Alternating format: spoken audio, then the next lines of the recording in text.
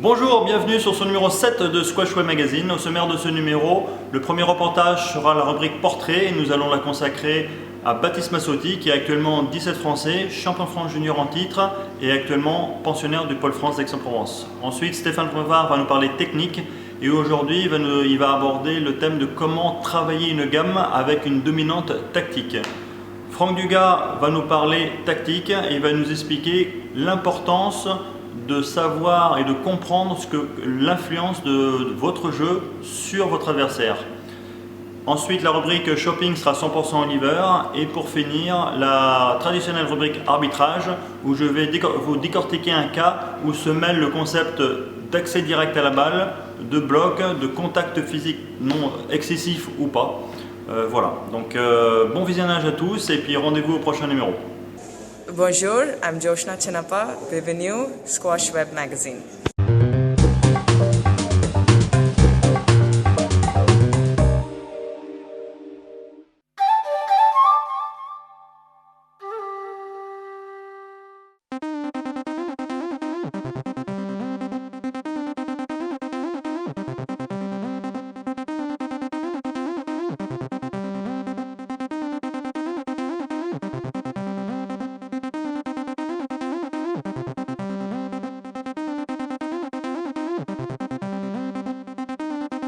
Salut, je m'appelle Baptiste Massotti, j'ai 18 ans et je suis licencié au Squash Club Royannais.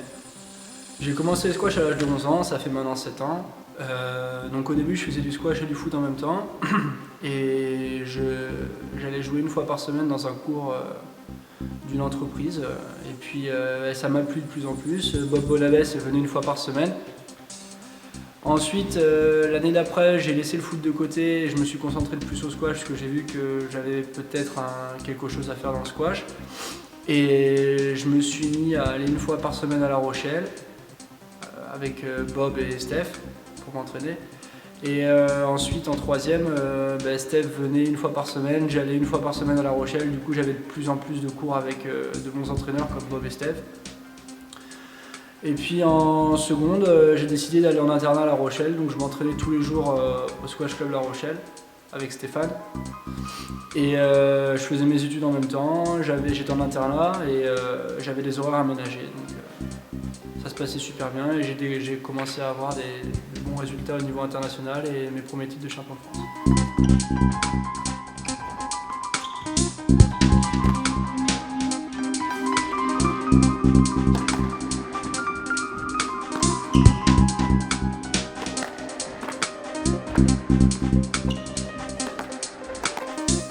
Ça fait maintenant 2 ans que je suis membre du Pôle France d'Aix-en-Provence. Donc j'ai été surtout là-bas pour trouver beaucoup de confrontations et vraiment une façon structurée d'allier les études et le squash en même temps. Donc je suis encadré par Ronan Lavigne qui est associé avec Arnaud Hayes, mon préparateur physique.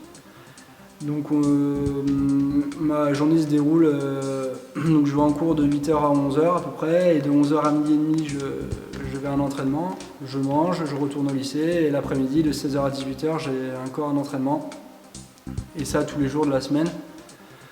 Donc je m'entraîne avec des bons joueurs, le plus souvent avec Jérôme Dado, Florent Pontière, Yann Perrin, Geoffrey Demont. Et puis quand ils sont là, ils ne sont pas en tournoi, Grégoire Marche, Mathieu Castagnier, et puis voilà, c'est vraiment super d'avoir des joueurs comme ça pour pouvoir s'entraîner et progresser. Donc à Annemasse, j'ai remporté le titre de champion de France moins de 19 ans. Donc ouais, ça fait plaisir d'avoir ramené le titre à la maison, mais comme j'ai répété beaucoup de fois, c'est pas un aboutissement. Moi mes objectifs ils sont un peu plus hauts. En avril prochain, les championnats d'Europe à Helsinki et j'espère vraiment bien y figurer, voir accrocher un podium et peut-être même le titre. Donc c'est vraiment un objectif, c'est mon objectif majeur de cette saison. Donc c'est sûr que ça fait plaisir, mais bon, c'est pas un aboutissement, j'espère vraiment décrocher ce titre. À bientôt sur les cours.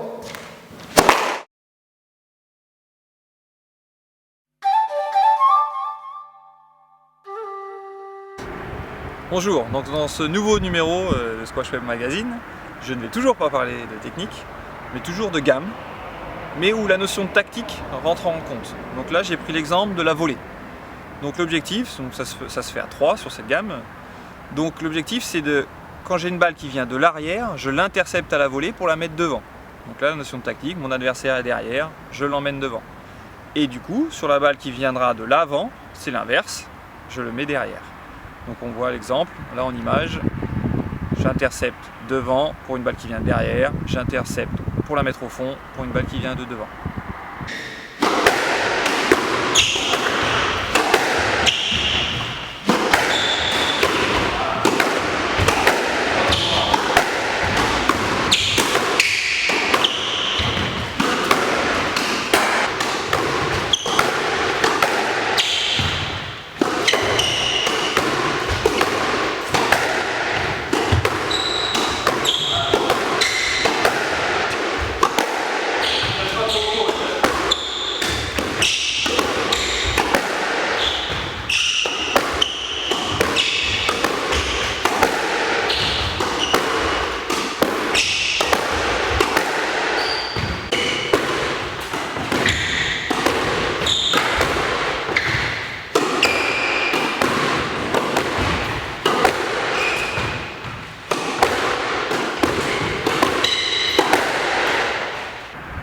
Donc pour cette deuxième exercice ou gamme sur la volée, là en fait l'objectif des distributeurs c'est de mettre du rythme.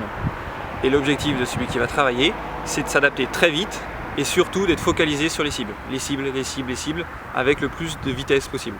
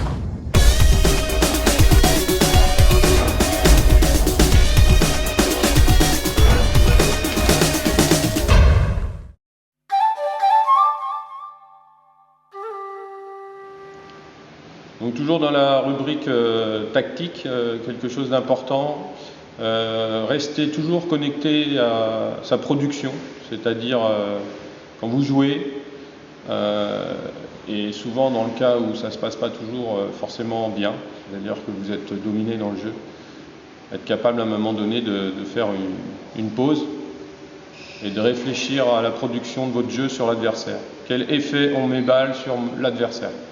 Est-ce que c'est pertinent? Est-ce que je le déplace? Est-ce que je le mets en situation problématique? Ou est-ce que non, ça ne le gêne pas et il y a certainement quelque chose à changer? Donc ça, c'est important d'être capable de le faire. C'est une réflexion sur son propre jeu, sur sa propre production. Souvent, c'est le coach qui le fait à la minute 30, et le joueur doit le faire de lui-même très rapidement. Des fois, on a un style de jeu et on n'arrive pas à sortir de ce style. On ne doit pas avoir un style de jeu, on doit avoir un jeu efficace et adapté à l'adversaire. Et des fois, il faut jouer sur un temporel élevé, des fois, il faut jouer sur un temporel varié, des fois, il faut jouer dans les espaces avant. Voilà, ça, c'est quelque chose de très important, mais il faut être calme. Et sur le plan mental, il faut avoir un peu d'expérience pour être capable de faire un vrai diagnostic. Voilà. Quel effet ont mes balles sur l'adversaire en sachant que l'idéal, c'est qu'elles en aient plus que sur soi. Il ne faut pas que votre production de jeu vous coûte trop cher, sinon c'est voué à l'échec et vous risquez de perdre le match.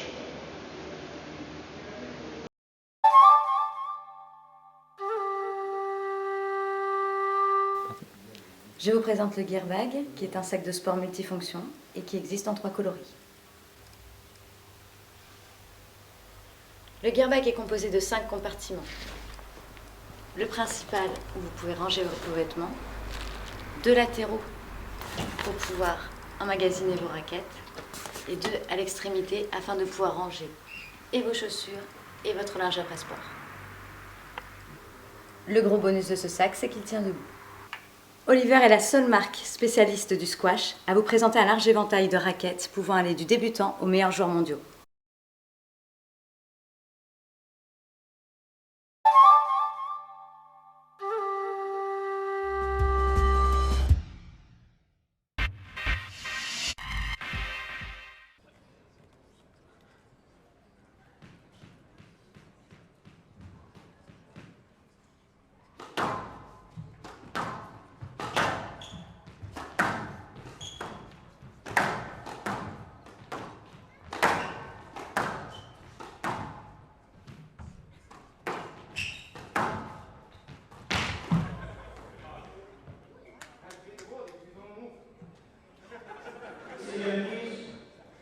I didn't ask for anything. I didn't ask for anything. I didn't ask for anything. Just to be clear. Les observables. Ramy Ashour, à qui c'est le tour de jouer, rentre en collision avec son adversaire dans un premier temps, puis décide de le contourner par l'arrière pour jouer la balle en double mur. Nick Matthew, de son côté, tombe au sol suite à la collision. Maintenant, comment juger cette action ? Premièrement, Ramy Ashour est effectivement bloqué sur sa trajectoire directe par son adversaire pour jouer la balle à mi-court, mais bien qu'il pourrait s'arrêter et demander un let, il décide d'accepter cette interférence en jouant la balle plus tard. N'oubliez jamais qu'une des règles les plus importantes est que seul le frappeur peut demander un let. Donc, dans cette action, même si Matthew est bousculé, il n'est pas en droit de s'arrêter de jouer. Résultat, la bonne décision est ici un no-let pour Nick Matthew. Alors pourquoi les arbitres ont accordé un let ? Peut-être en raison de la collision qu'ils ont jugée peut-être excessive, mais même avec le ralenti, on peut voir que la chute de Nick Matthew est, légèrement exagérée.